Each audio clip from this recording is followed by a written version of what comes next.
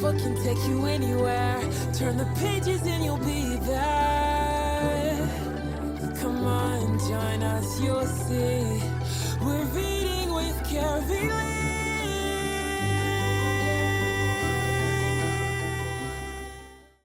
Hi, friends, and thank you for joining me for another Read with Carylee. I am so glad that you are here to join in on this amazing adventure. We have again our returning author, Dr. Arian Moore. And Dr. Arian, could you remind us where you are reading to us from today? I am reading to you guys from Metro Atlanta. Woo! Hello to all our friends in Atlanta, Georgia. And, as we said, Dr. Arian, you are coming to us a second time. First, you came to us with, it was Fairy Cornbread. Yes. Yes, which was such a wonderful story. And if you missed it, go check it out as some of our past videos and our past video with Dr. Arian. And today you're reading to us Ninja Brownies. Yes. Now, I know there's a wonderful story and a backstory with that, but first, our friends want to hear all about Ninja Brownies. So, Dr. Arian, again, take it away as you go into Ninja Brownies. All right, let's get started reading Ninja Brownies. The children looked out of their car windows, enjoying the ride home from Nana's house. The city skyline and smooth jazz playing on the radio made the car ride relaxing even as cars zoomed past. Daddy, can you go any faster than this? Bradley asked. Nope, speed limit is 55. I'm doing 55, Dad said. Always do the speed limit. Always follow the rules, son. What was your favorite part of dinner, Mom asked the children. Nana's carrot souffle, they all said in harmony. All I need now is some of your pumpkin brownies, Colin said. Yeah, let's stop by the bakery for desserts, Austin said. The family had recently opened a bakery on Auburn Avenue called Cocoa Sweets Bake Shop and Creamery. The bakery was receiving good reviews and even got a special visit from the mayor. We'll run in quickly, grab some treats, and head home, Mom said. Bedtime is not too far off. Upon entering the bakery, their mouths started to water. Even though the bakery was closed for the evening and no baking had been done in hours, the smell of fresh baked brownies and warm chocolate chip cookies filled the air. They each picked their favorite treats, topped it with ice cream, and took a seat in the quiet, empty bakery. Dad turned on some music, ending the silence and sparking an impromptu dance-off. Let's get this Soul Train line going, Dad said. I'll start it off. Dad shuffled down the line. Go, Daddy, the kids shouted. Austin went next with the robot. Bradley started breakdancing, nearly knocking over chairs, and Colin did a ninja routine. A quick stop turned into a party. They were all exhausted by the time they arrived home. The next morning, Dad and Zoe left home in a rush to take Zoe to her ballet class. He dropped Zoe off, then went to the barbershop for a fresh haircut. Next, the barber called out. Dad made his way to the barber chair. Let me get a low fade in the back, please, he said to the barber, all while staring at the television. The Peachtree Homeless Shelter is raising money for school supplies, the news reporter said. This year, they are asking local bakers to compete in a bake-off and donate their proceeds. The baker that sells the most treats wins this shiny trophy, a story in the city newspaper, and the title Best Baker of the Year. Sounds like something you and your wife should participate in, the barber said. Those brownies alone would win this competition. I was thinking the same thing, Dad said, reaching for his phone. Baking and giving back to the community, that's a no-brainer. Boys, time's up on the video games, Mom said. Okay, let me get past this level, Mommy. Please, Austin said. I never get past this level. All made their way into the kitchen. What's that smell? Colin asked, making his way to the counter. Smells like heaven. Well, I've been doing a little baking today, Mom said. Your dad called and told me about a bake-off that's happening this weekend. So I was looking over the bakery menu, deciding which treats we should include. But I also wanted to add something new. Try this, she said, handing each boy a piece of brownie. I made sure to give these a little extra kick. These are the best brownies you have ever, and I do mean ever made, Austin said. They are stupendous, Bradley said. Yeah, I really like these, Colin said. Any more left? What's left is for the bake-off, Mom said. Toodles, go play. The three brothers went into the sunroom to build Legos. Guys, my legs feel weird, Bradley said. Mine too, Austin said, and my arm muscles are bigger. They looked at each other and they all had on ninja gear, red belts and all. Let's battle, Austin said. The boys went against each other, play fighting ninja style. They had moves they had never learned and could kick higher than they ever could. Mommy's brownies turned us into real ninjas, Bradley said. Hi-ya, Austin said, breaking a book in two with his arm. Awesome, Colin said. But guys, Mommy cannot find out about this. Let's go upstairs and hope this wears off. The boys soundlessly snuck past their mom like super spies and ran up the stairs. About an hour later, Dad and Zoe arrived back home. The boys and their mom were sitting in the living room reading. How was ballet class, Mom asked Zoe. It was wonderful, Zoe said. We learned about Missy Copeland, and I have to meet her, Mommy. I just have to. Okay, honey, Mom said. Go change your clothes and get ready. Remember, we are going to the Battle of the Bands today. Let me go change too, Dad said. I want to represent the AUG. The AUG? What's that? Bradley asked. It's my high school, Dad said, going upstairs. I went to the legendary St. Augustine High School in New Orleans, Louisiana, and played in the band there. All dressed and ready to go, the family left for the event. Wow, this is amazing, Zoe said.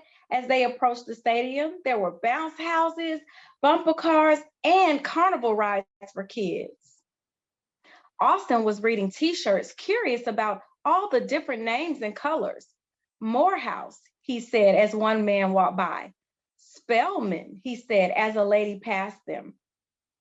The family made their way to their seats just as Howard University and Florida A&M University were taking the field.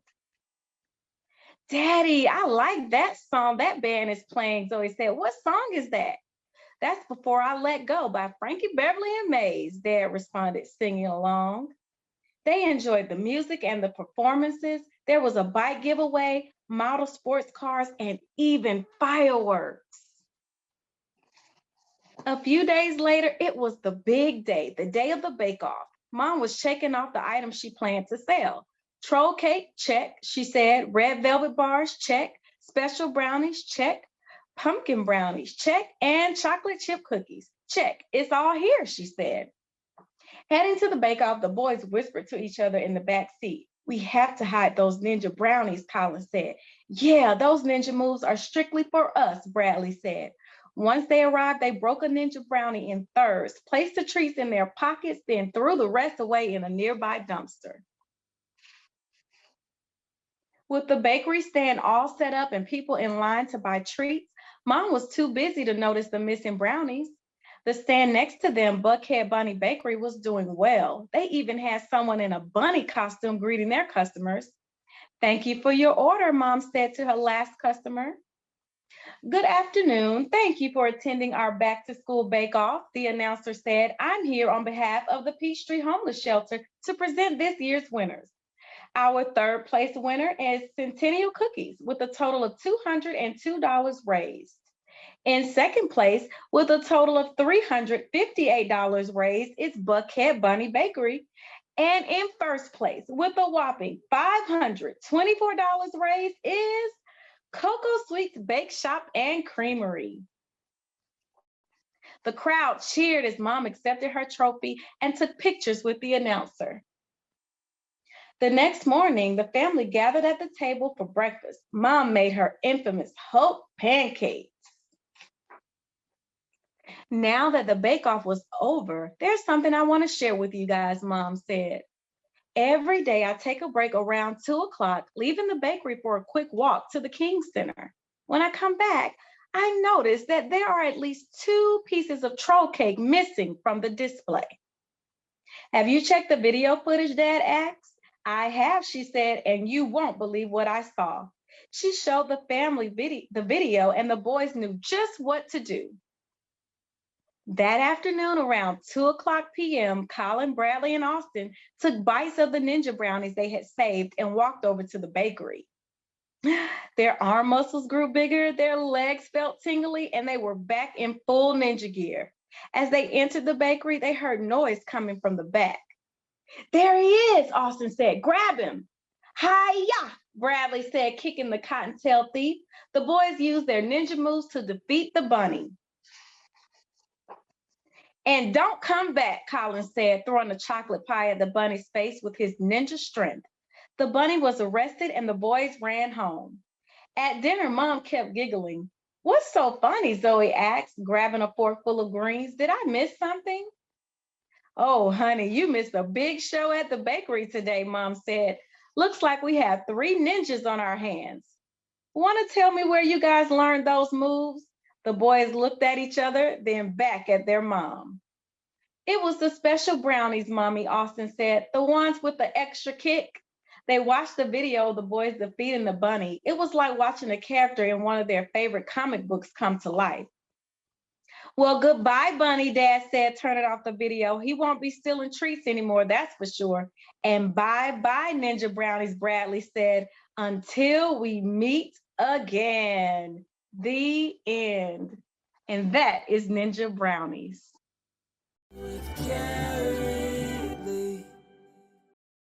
Well, hi. I know, that's just such an amazing adventure story with a lot of amazing treats. Oh my gosh, I was getting hungry just listening.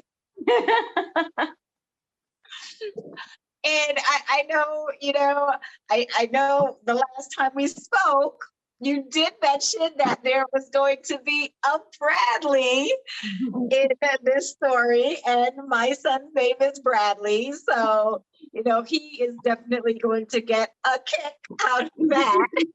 Okay, I'm going to stop with the ninja puns now.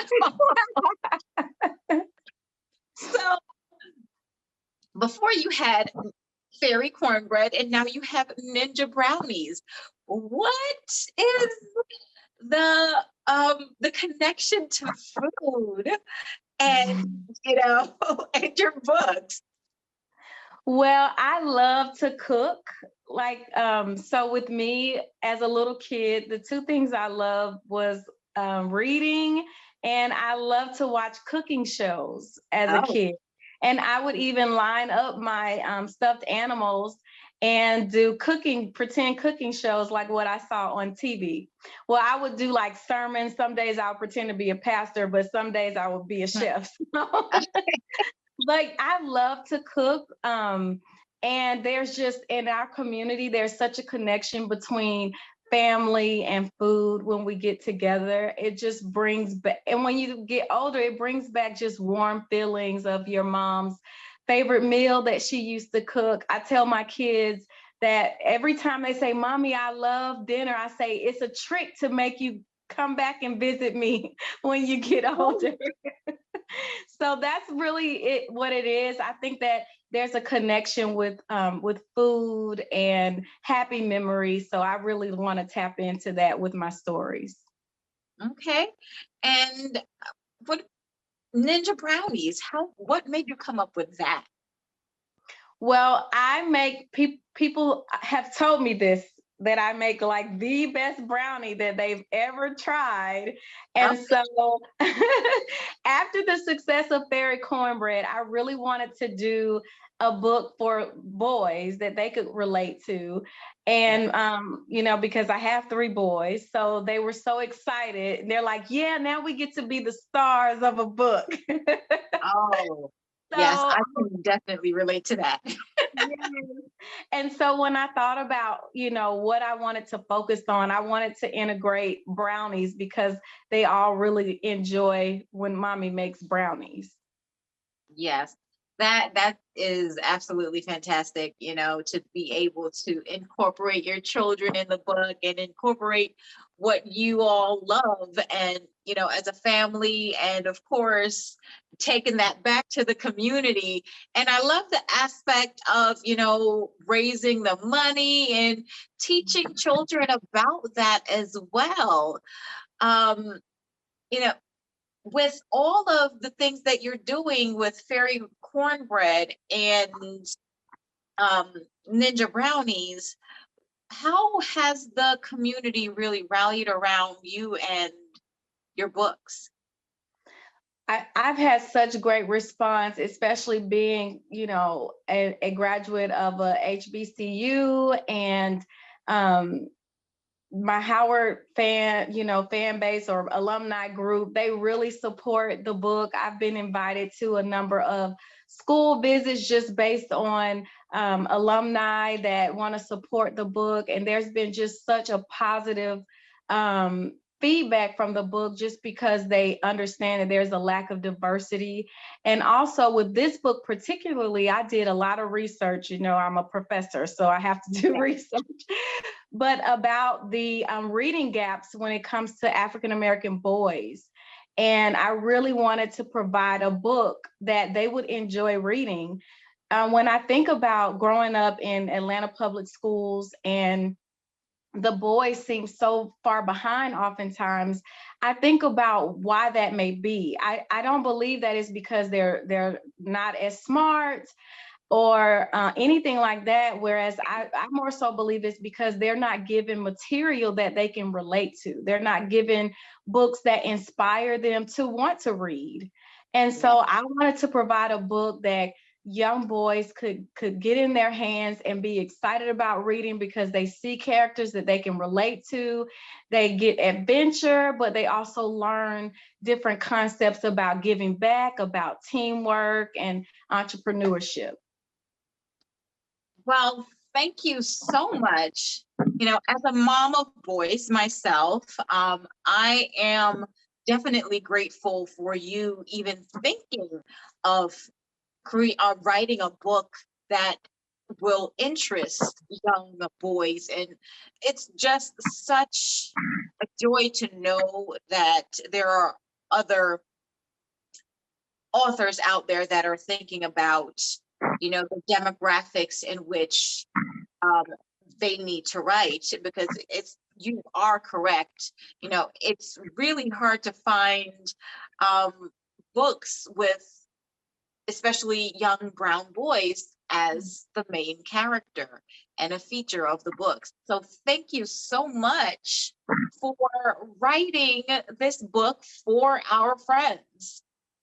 Thank you so much for your unwavering support to authors like me. And I wish you so much success with what you're doing. I love watching Reading Rainbow as a kid. And so whenever I see your interviews, it just reminds me of that joy I felt as a kid, wondering what book is he going to read today. And I just hope and pray that you have that same impact on other little children.